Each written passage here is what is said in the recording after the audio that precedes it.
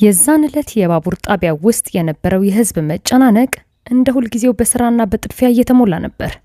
በመሳፈሪያ ቁጥር 3 አቅራቢያ አሳምቡሳ በተንቀሳቃሽ መጥበሻ ላይ ተደርጎ እየተጠበሰ ነበር።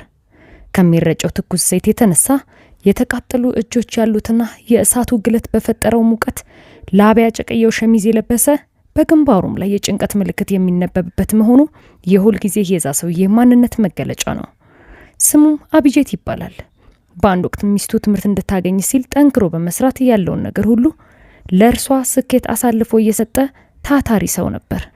አሁን ያው አቢጄት በከተማው የባቡር ጣቢያ አሳምቡሳ እየሸጠ ህይወቱን ለመግፋት ተገዷል። ስለማንም ሰው ቅሬታ ሲያቀርብም ህይወቱንም ሲያማርር ታይቶ አይታወቅም። ደስተኛ ሆኖ የራሱን ህይወት የሚመራም ሰው ነው። ያን ዕለት ከፊት አንድ ባቡር መጣ።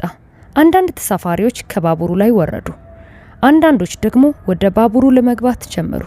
አቢጄት እንደገና ያንን የተለመደ የሁል ጊዜውን ጥሪውን ማድረግ ጀመረ። ትኩስ አሳምቡሳ አለ፣ ትኩስ አሳምቡሳ፣ ትኩስ አሳምቡሳ እየያዛችሁ በተመጣጣኝ ዋጋ አሳምቡሳ እየገዛችሁ። በዚህ ጊዜ ግን አንዳች ለየት ያለ ነገር ተፈጥሮ ነበር። ድንገት በጣቢያው ላይ ሁከት መፈጠር ጀመረ። የጣቢያው ኃላፊ እየሮጠ መጣ። ጠባቂዎቹም በንቃት ላይ ሆነው አካባቢውን እየቃኙ ነበር። አንዳንድ ሰዎች እጅ በደረት አድርገው በመስመር ቆሙ።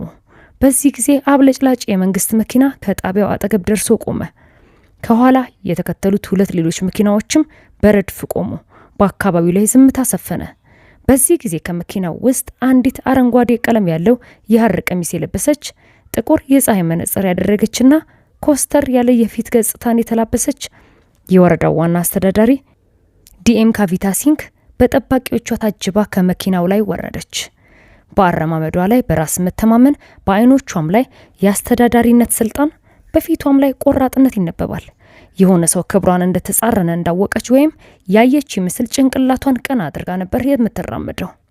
ነገር ግን አቢጄት በእጅ ከሚገፋ ጋሪው ኋላ ቆሞ ዝም ብሎ እያያት ነበር። ላፍታ ያህል እጆቹ ስራ መስራት አቆሙ። ካቪታ እርምጃዋን ዝቅ በማድረግ ፊቷን አዙራ ስትመለከት አይኖቿ ከአቢጄት አይኖች ጋር ተገጣጠሙ። ለአፍታ ያህል የአይን ግብይታቸው ቆመ። ከዛም ይህንን ሰው ከዚህ ቀደም አይታው እንደማታውቅ ሁሉ ምንም ቃል ሳትናገር ጉዞዋን ወደፊት ቀጠለች። አቢጄት ባለበት ቀጥ ብሎ ቆሞ ቀረ። ምንም መናገርም ምንም ነገር ማድረግም አልቻለም። ልክ የሚያስደነግጥ ነገር እንደመታው ክው ብሎ ደንግጦ ባለበት ቆሞ ቀረ። በዙሪያው ያሉት ሰዎች አይን ሁሉ አሁን በአቢጄት ላይ ሆኗል። አንዳንዶቹ ያፌዙበት፣ አንዳንዶቹ የሆነ ነገር እያሉት፣ አንዳንዶቹ ደግሞ ሌላ ነገር እያሉት። ማንም ሰው ከእንግዲህ ያወቀው አይመስልም። አሳምቡሳ ሻጩ የወረዳ አስተዳዳሪዋ ባል መሆኑን ልብ ያለም አልነበረም። ዋና አስተዳዳሪዋ አቢጄት ማን እንደሆነ አስታውሳለች። በዚህ ጊዜ 2 ፖሊሶች በአካባቢው ላይ ደረሱና ምንም ሌላ ነገር ሳይናገሩ በቀጥታ አቢጄት ማለት አንተ ነህ ሲሉ ጠየቁት። አዎ ነኝ እንዳላቸው፣ ድምጽህን አጥፍተህ አብረህና የቀረበብህ ክስ አለ። ህገወጥ የሆነ ጋሪ በጣቢያ ውስጥ ይዘህ ተገኝተሃል። ቆሻሻ በመወርወር በባለስልጣን ፊት ችግር በመፍጠር ወንጀል ክስ ተከሳል። ስለዚህ ከኛ ጋር መምጣት አለብህ አሉት። አቢጄት ምንም ነገር ሊገባው አልቻለም። በዚህም ምን አደረግኩ ሲል ጠየቀ። ግን ማንም ጆሮ የሰጠው ሰው አልነበረም። ወደ ፖሊስ ጣቢያው እየጎተቱት ወሰዱት። ፖሊስ ጣቢያ ሲደርስም መሬት ላይ እንዲቀመጥ አደረጉት። ወዳጆቼ የዚህን ታሪክ መጨረሻ ለማወቅ ቪዲዮን እስከ መጨረሻው ተከታተሉ። ለቻናሉ አዲስ የሆናችሁም ቻናሉን ሰብስክራይብ አድርጉ። ይህንን ቪዲዮ ላይክ በማድረግ ተመልከቱ። በቀጥታ ወደ ታሪካችን እንግባ። ወንጀል መርማሪው አቢጄት ወዳለበት ክፍል መጥቶ በቁጣ በመገሰጽ እንዲህ ሲል ጠየቀው። የዋና አስተዳዳሪዋ ባል በመሆን በጣም ትልቅ ሰው ሆናል። እመቤቷ ዋና አስተዳዳሪያችን ራሷ ናት። ትምህርት አስተምሮት ያለችው አለው። የአቢጄት አይኖች በድንጋጤ ፈጠጡ። እኔ የካቪታ ባል ነኝ፣ ምንድን ያጠፋሁት ብሎ የጀመረውን አረፍተ ነገር ከመጨረሱ በፊት አንዱ ፖሊስ ከኋላ በዱላ መታው። በዙሪያውም ሳቅ በሳቅ ሆነ። አዳምጡኝ፣ የአሳምቡሳ ሻጭ ዋና አስተዳዳሪዋ ባል ነኝ በማለት ቀልድ የያዘን ይመስል ደህና ያላግጣል ባካችሁ አለ አንዱ ፖሊስ። ሌላኛው ፖሊስ ደግሞ ቀለል አድርጎ ግን ፊትን በመስታወት አይተኸዋል? አንተ የዋና አስተዳዳሪዋ ባል ልትሆን ሳታብድ አትቀርም አለው። ዱላው፣ ስድቡና ፌዙ አንድ ላይ ቀጠለ። አቢጄት ሁሉንም ነገር ታገሰ። አይኖቹ ላይ እንባ መታየት አቁመዋል። ዝምታ ብቻ፣ ቁጭት፣ ቁስል፣ ስድብና አሁን በውስጡ እሳት መንደድ ጀምሯል። ጠዋት ያለምንም ክስ ከፖሊስ ጣቢያ ተለቀቀ። ቀጥታ ወደ አስተዳዳሪዋ ቢሮ አመራ። በሩ ላይ ጠባቂ ዘበኞች ቆመው ነበር። አብጄት ካቢታን ማግኘት ፈልጋለሁ፣ እኔ ባሏ ነኝ አለ። ጠባቂዎቹ ሳቁበት። እንደገና መጣ? ትናንትም እንደዚሁ ገልጸህ ነበር አሉት። ቀልድህ እዚህ አይሰራም አሉት። በዚህ ጊዜ አንድ ባለስልጣን ከውስጥ ወደ ውጭ መጣ። የአብጄትን ሁኔታ ሲመለከት ከቆየ በኋላ በቁጣ እንዲህ አለው፣ ጠባቂዎች ይህን ሰውዬ ከዚህ አውጥታችሁት አሉት። ጤነኛ ይመስላችኋል? የትኛው ካፒታ፣ የትኛው ባል ነው የምታወራው? አብጄትን እያዳፉ ከበሩ አስወጡት። የደረሰበት ውርደት፣ ስድብና እንግልት እሳት ሆኖ ውስጡ ላይ እያቃጠለው ይህን አብጄት ዝም ብሎ አልተቀመጠም። መረጃ የማግኘት መብቱን ተጠቅሞ መረጃ እንዲሰጡት የሚጠይቀውን ፎርም ሞላ። ዋና አስተዳዳሪዋ ካቢታ ሲንግ አግብታለች ወይ? አዎን ከሆነ መልሳችሁ የባሏ ስም ማን ነው? ከፎርሙ ጋር የጋብቻ ፎቶአቸውን፣ የመለያ ቁጥሩን ካርድ፣ ከፍርድ ቤት የወሰደውን ሰርተፍኬትና የመንደርተኞቹን የእማኝነት ቃል አያይዞ ላከ። በጥቂት ቀናቶች ውስጥ ይህ ፋይል የካቢታ ሲንግ ቢሮ ደረሰ። አንድ ባለስልጣን ሰራተኛ ቀስ ብሎ ወዳለችበት በመምጣት እንዲህ አላት፣ እመቤት፣ ይህ መረጃ የማግኘት መብት መጠየቅ ደርሶናል፣ መልስ መስጠት አለብን አላት። ካቢታ ፎርሙን አየች፣ አነበበችው። ከዛም በቁጣ ቀዳደደችውና እንዲህ አለች፣ ይህን የላከው ሰው ማንም ይሁን ማን ልክ አስገቡት፣ ትምህርት አስተምሩት፣ አንድም ቃል ስለዚህ ጉዳይ ወደ ውጭ እንዳይወጣ። ባለስልጣኑ በፍርሃት ፈራተባ እያለ ግን እኮ እመቤት፣ ይህ ህግ ነው፣ መልስ መስጠት አለብን፣ ያለበለዚያ ጉዳዩ ወደ ፍርድ ቤት ሊያመራ ይችላል አላት። ካቢታ ቀዝቀዝ ባለ ድምጽ ወደ ፍርድ ቤት ይሄድ፣ አሁን ምንም አይነት መልስ አይሰጥም፣ ጸጥ በሉት፣ ዜናው ሚዲያዎች ጋር እስከመድረሱ በፊት ይህን ጉዳይ አፍኑት የሚል ጥብቅ ትዕዛዝ ሰጠች። ነገር ግን በሌላ በኩል አብጄት ዝም ብሎ አልተቀመጠም። አንድ የአካባቢው ጋዜጠኛ አገኘ። በቪዲዮ ካሜራው ፊት ለፊት አብጄት እንዲህ አለ፣ እኔ የካቢታ ባል ነኝ፣ ያስተማርኳት እኔ ነኝ። ለስልጠናዋ ለመክፈል ስል መሬቴን ሁሉ በባንክ ዕዳ አዝዣለሁ። ዛሬ እርሷ የወረዳው አስተዳዳሪ ናት። ማንነቴንም ክዳለች፣ አላውቅህምም ብላለች። ቪዲዮ በማህበራዊ ሚዲያ ላይ ቫይራል ሆነ። የአካባቢው የዜና ቻናሎች ርዕስ አሳምቡሳ ሻጩ የዋና አስተዳዳሪዋ ባል ነውን የሚል ሆነ። በባቡር ጣቢያው ላይ ዋና አስተዳዳሪዋ አሳምቡሳ ሻጩን እንደማታውቀው ጥላ ሄዳለች። አሁን ጉዳዩ ከፖሊስ ጣቢያ ወጥቶ በህዝብና በሚዲያ መሃል ደርሷል። ወዳጆቼ፣ አብጄት በአውራጃው ፍርድ ቤት ይግባኙን አቀረበ። እኔ የወረዳዋ አስተዳዳሪ የካቢታ ባል ነኝ። ሁሉም ማስረጃዎች በእጄ ላይ ይገኛሉ። የጋብቻ ማስረጃዎች፣ ፎቶዎች፣ ምስክሮችና ዶክመንቶች አሉኝ።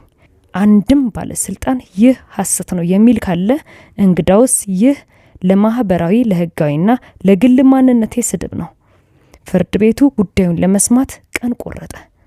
ይህ ዜና ልክ ሚዲያዎች ጋር እንደደረሰ ጉዳዩ የበለጠ ትኩረት ተሰጠው። የዋና ስራ አስኪያጇ ቢሮ ክብር አሁን በጥያቄ ውስጥ ገባ። የተለያዩ ዛቻዎችን አብጄት መቀበል ጀመረ። በሚሄድበት ቦታ ሁሉ ይዝቱበት ጀመረ። የሆነ ሰው እንደውም የአሳምቡሳ ማዞሪያ ጋሪውን ሳይቀር ሰበረበት። ግን ምንም አይነት ቅሬታም ሆነ ክስ አላቀረበም። ዝም ብሎ የፍርድ ቤቱን ቀነቀጠሮ በትዕግስት መጠበቅ ያዘ። አሁን ፊቱ የተራሰው ፊት መሆኑ ቀርቷል። ይልቁንም የከፍተኛ ባለስልጣንን ወንበር የሚነቀንቅ የእውነት ፊት ሆኗል። ፍርድ ቤቱ የመጀመሪያውን ችሎት ያዘ። በካቢታ በኩል 4 ሱፍ የለበሱ ጠበቃዎች ረጅም ፋይል የያዙ ለመከራከር መጡ። አብጄት ብቻውን ያረጀ ፋይል፣ የተወሰኑ ወረቀቶችንና የሰርግ ፎቶአቸውን ይዞ ቆመ። ዳኛው ጠየቀ፣ በምን ስልጣን ነው የካቢታ ሲንግ ባል ነኝ ብለህ ለመናገር የደፈርከው? አብጄት ቀስ አድርጎ ፎቶውን በዳኛው ፊት አስቀመጠው። ከዛም የምዝገባ ወረቀቱን፣ የመንደሩን ኃላፊ ሰርተፍኬትና በመጨረሻም ካቢታ በስልጠና ላይ ያለች የጻፈችውን ደብዳቤ አሳየ። ጽሑፉ እንዲህ ይነበባል፣ እኔ አንዳች ነገር መሆን ከቻልኩ የምሆነው ባንተ የተነሳ ብቻ ነው አብጄት ይላል። የካቢታ ጠበቃዎች ይህንን ውድቅ ለማድረግ የሚችሉትን ሁሉ ሞከሩ። እነዚህ ዶክመንቶች የውሸትና የፈጠራ ሊሆኑ ይችላሉ። ትዳር ቢኖር እንኳን ይህ ሰው ባሏ ላይሆን ይችላል እኮ፣ ምናልባትም ተራ ትውውቅ ሊሆን ይችላል በመሃላቸው የነበረው አሉ ጠበቃዎቹ። ፍርድ ቤቱ ምስክር ሲጠራ የመንደሩ ኃላፊ፣ ጸጉር አስተካካዩ፣ የቀድሞ መምህርና የማሰልጠኛ ማዕከሉ ዳይሬክተር አንድ ባንድ እየተነሱ የምስክርነት ቃላቸውን ሰጡ። እውነቱም አንድ ባንድ መውጣት ጀመረ።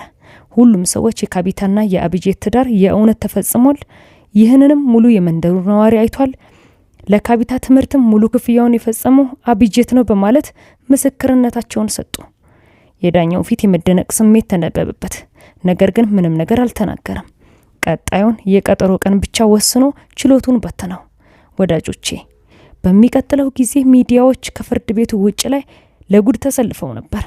ካቢታ ከመንግስት መኪናዋ ስትወጣ ካሜራዎቹ ፊታቸውን ደርሷ ዞሩና መጣደፍ ጀመሩ። ፊቷ በግልጽ ውጥረትን ያሳያል። በሌላ በኩል አቢጄት ወደ ፍርድ ቤቱ ቅጥር ግቢ ያረጀ ሸሚዙንና ያለቀ ጫማውን አድርጎ ገብቷል። ነገር ግን አሁን አረማመዱ ላይ ፍርሃት የለም። ዳኛው ሁለቱንም ቀጥተኛ ጥያቄ ጠየቃቸው። ካቢታ በድጋሚ አቢጄትን አላውቀውም አለች። በዛ ጊዜ አቢጄት የዕለት ማስታወሻውን ከኪሱ አወጣ። በማስታወሻው ውስጥ የካቢታ ደብዳቤ ነበረ። ከማሰልጠኛ ማዕከሉ የጻፈችው ሲሆን ጽሁፉም እንደሚከተለው ይነበባል። አቢጄት ዛሬ ቃለ መጠይቅ ልሰጥ መሄዴ ነው። እዚህ ድረስ አድርሰኸኛል። እንዳልፍ ብቻ ጸልይልኝ ይላል። ፍርድ ቤቱ በዝምታ ተዋጠ። የካቢታ አይኖች ዝግ አሉ። ዳኛው ውሳኔ ለመስጠት ፍርዱን አሳደሉት። በፍርዱ ቀን የፍርድ ቤቱ ክፍል ጢም ብሎ ከአፍ እስከ ምድሩ ሞልቶ ነበር። ዳኛው ውሳኔውን ይፋ አደረጉ። እንዲህም አሉ፣ እውነት ነው፣ ካቢታና አቢጄት ተጋብተው ነበር። ካቢታ ሲንግ ሆን ብላ የባሏን ማንነት ደብቃለች የሚል ብይን ሰጥተው ችሎቱን ዘጉት። የዛን ዕለት ምሽት አቢጄት እንደገና በምግብ መሸጫ ጋሪው ጋር ተቀመጠ። አሳምቡሳውን መጥበሱን ቀጥሏል። አሁን ግን በፊቱ ላይ የሚታይ የመገረም ስሜት የለም። በዙሪያውም ጠባቂዎች፣ መኪናዎች፣ ባለስልጣኖች የሉም። ያቺ አሳምቡሳ መጥበሻ ምድጃውም ያቺ ተንቀሳቃሽ ጋሪውና ያ መድረክ ብቻ ነው ያለው። ነገር ግን አሁን አላፊ አግዳሚው በአክብሮት ነው የሚያየው። በባቡር ጣቢያው ላይ ስራውን እየሰራ ሳለ አንድ ሰው ቀስ ብሎ ቀረበውና እንዲህ አለው፣ ወንድም አቢጄት፣ እንዳንተ ያለው ወንድ ብቻ ነው ከአስተዳደር ጋር ፊት ለፊት መጋፈጥ የሚችለው አለው። አቢጄት ምንም ቃል ካንደበቱ ሳይወጣ አሳምቡሳውን በሳህኑ ላይ አድርጎ ለሰውየው እየሰጠው ትኩስ ነው አለው። ወዳጆቼ ይህን ቪዲዮ እንደወደዳችሁ ተስፋ አደርጋለሁ። እባካችሁ ላይክ ስጡኝ፣ ቻናሉንም ሰብስክራይብ አድርጉ።